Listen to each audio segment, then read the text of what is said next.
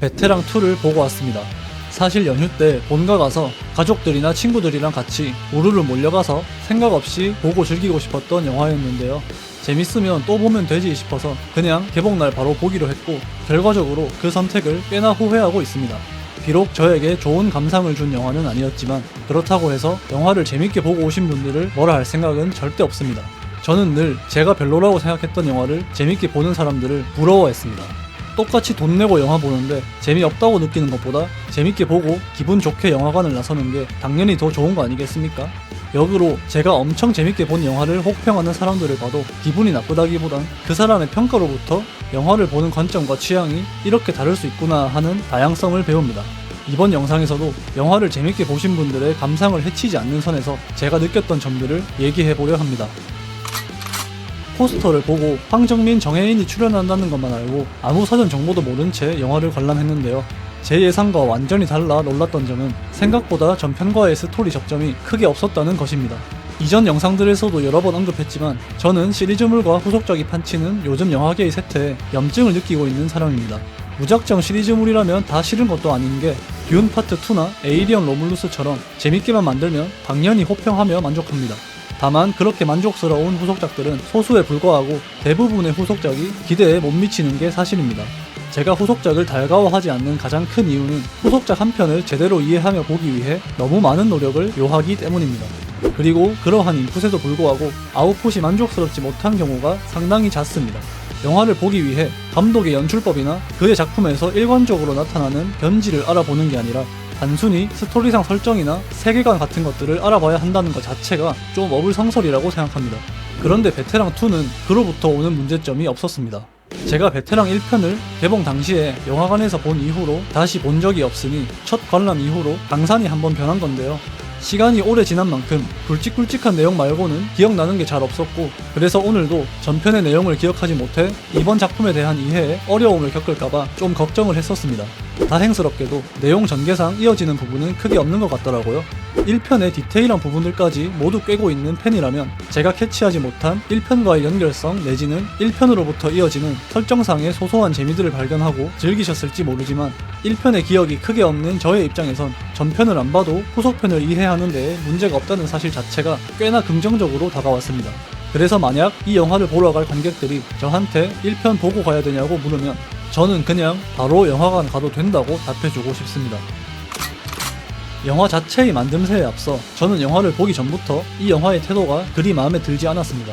관행적으로 따르는 수요일 개봉이 아닌 금요일 개봉인 게 그 의도가 훤히 보였기 때문입니다. 돈으로 굴러가는 영화판의 특성상 상업적인 성과는 절대 무시할 수 있는 부분이 아닙니다. 더욱이 이런 텐트폴 영화는 배급사의 당해 영업이익을 좌지우지하는 막중한 임무를 띠고 있기 때문에 배급사의 입장에선 흥행을 위해 사활을 걸 수밖에 없습니다. 그래서 전 스크린 독과점 현상은 관객의 입장에선 밉지만 경제적 논리로 따져봤을 때 그나마 이해라도 갑니다. 그런데 수요일이 아닌 금요일에 개봉했다는 것은 단순히 추석 연휴의 시작이 금요일이라서가 아닐 거라 생각했습니다. 어디까지나 제 추측이지만 영화의 만듦새가 부족하다는 걸 본인들도 어느 정도 인지하고 있는 것 같습니다. 보통 영화가 수요일에 개봉하면 얼리버드들이 평일에 보러 갔다가 입소문을 내고 그 얘기를 들은 사람들이 주말에 영화를 보러 가는 게 일반적입니다. 그런데 이때 평일 관람객들의 평가가 좋지 않으면 주말 관람객의 발걸음이 줄어듭니다. 옛날에 비해 영화 티켓 값이 비싸지기도 했고 OTT 서비스도 성행하고 있기 때문에 요즘 관객들은 굳이 재미없다는 영화에 돈을 쓸라 하지 않습니다. 더군다나 SNS는 또 워낙에 활발해야죠. 이처럼 초기 관객들의 평가는 영화의 흥행에 상당히 큰 영향을 미칩니다. 저는 그래서 금요일 개봉이 의심스러웠습니다. 연휴가 시작되기 전부터 입소문 잘못하면 안 좋으니 그냥 연휴 시작일에 개봉해서 관람객을 모으려 한다고 생각됐기 때문입니다. 그리고 영화를 보고 난 지금 저는 제 예상이 맞았던 게 아닐까 하고 조심스레 생각해봅니다. 대놓고 추석 대목을 노리고 개봉한 영화답게 오늘 극장엔 평소보다 많은 사람들이 있었습니다. 그런데 그 많은 관객들 중 단 한 명도 웃는 사람이 없었습니다. 물론 베테랑2가 전작보다 더 진중한 분위기를 띠고 있는 건 맞으나 완급 조절을 위한 분위기 환기씬에서조차 관객들의 반응은 냉랭했습니다. 저는 영화를 보는 내내 머릿속에서 진짜 대형 사고다 라는 생각밖에 안 했는데 다행히도 관객들의 마음이 저와 비슷했던 것 같습니다.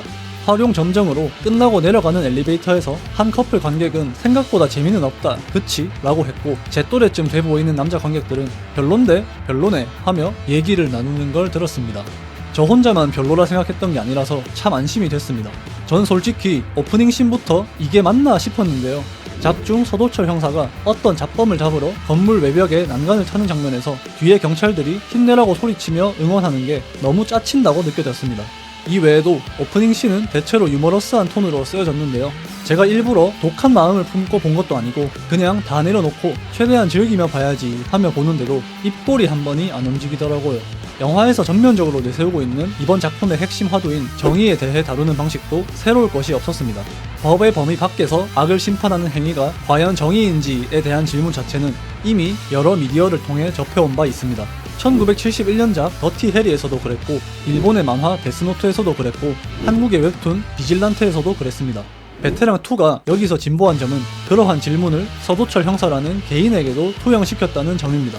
작중 서도철은 데스노트의 라이토나 비질란테의 김지용처럼 직접적으로 악인을 처단하며 정의를 묻는 캐릭터가 아닙니다. 악인들은 확 그냥 죽여버려야 한다고 말하면서도 직업 정신에 따라 성실하게 퇴소자의 신변을 보호하고 잡아 족치고 싶었던 범인을 잡아도 절대 죽음에 이르게 하지는 않습니다. 저는 이러한 시선의 확장은 꽤나 괜찮다고 생각했습니다. 문제는 그것이 와닿지가 않았다는 것입니다. 영화가 전체적으로 갈피를 못 잡고 있다는 느낌을 많이 받았습니다. 최대한 스포가 안 되게끔 애둘러 얘기하자면 이야기의 중요한 축을 담당할 것처럼 보이던 서도철과 아들 간의 관계는 아무런 의미도 남기지 못한 채 일회성으로 휘발되어 버리고, 악인을 처단한다던 한 인물은 외국인 아내의 결백한 이야기를 들어놓고도 위협을 가합니다. 이야기와 이야기 사이의 부조화, 인물 가치관의 부조화 등 이것저것 펼쳐놓은 건 많은데 그것을 섬세하게 이어붙이지는 못했다고 생각합니다.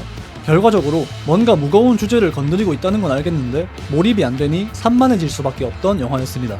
호평받는 액션씬도 저는 크게 인상적이지 않았는데요. 못 찍었다고 느낀 건 아니고 그냥 딱 익숙한 한국 형사 영화에서의 액션씬이었습니다. 다른 건 그냥 괜찮았는데 남산공원 추격씬은 너무 질질 끌어서 좀 지루했습니다. 호흡 조절에 실패한 부분이 아닌가 싶습니다.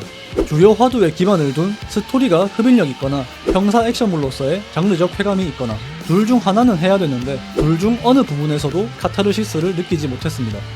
마지막으로 이건 제 개인적인 취향의 영역이라 영화는 잘못이 없을 텐데 자꾸 영화에 유튜브 라이브나 댓글들 같은 뉴미디어가 등장하는 게 영 별로였습니다.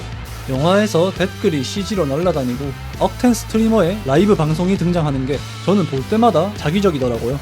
이런 류의 대표격인 서치도 그랬고 파일럿이나 그녀가 죽었다 같은 영화에서의 활용도 별로였습니다. 아직 자연스럽게 뉴미디어를 이식한 영화를 못 봤는데 이번 영화에서도 아쉽지만 부자연스러웠다고 생각합니다.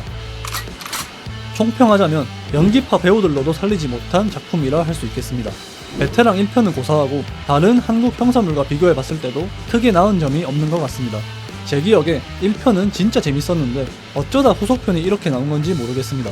1편은 전 국민이 알고 아직까지도 써먹는 명대사가 나올 만큼 많은 관객들이 열광하며 봤었는데 2편은 그냥 난 재밌게 봤네, 난 별로였네 하면서 싸우다가 금방 잊혀질 것 같습니다.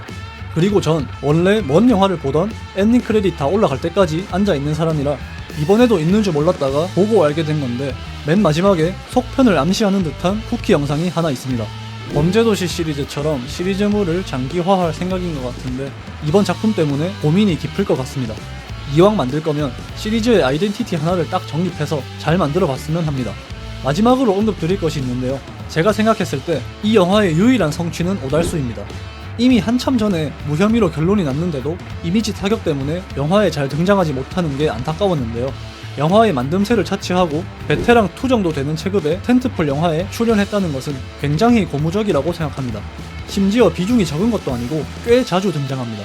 오달수가 스크린에 등장할 때마다 참 반가웠는데 아직까진 좀 움츠러들어 있는 것처럼 보여서 속상하기도 했습니다. 이번 작품을 시발점 삼아 앞으로도 자주 영화에서 만날 수 있었으면 하는 바람입니다. 그럼 오늘 영상은 여기까지 하는 걸로 하겠습니다. 다들 즐거운 추석 명절 보내세요.